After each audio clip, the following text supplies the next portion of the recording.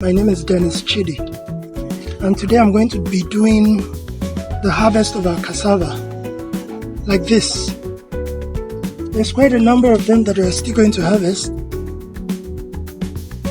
Like this, as you can see, we're going to be harvesting this and see if we can make some Gari from it.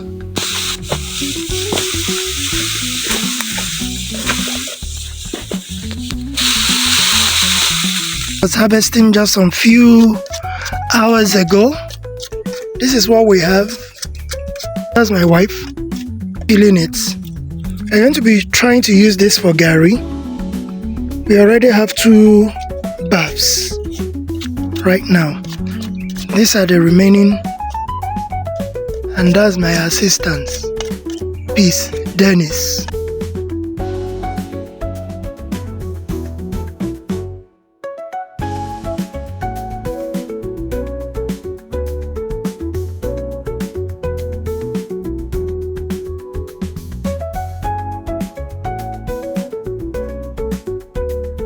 Okay guys, good evening. I'm at the mill where I will be, grinding my cassava. This is the mill. It's dark here. This is the machine, and these are my cassavas.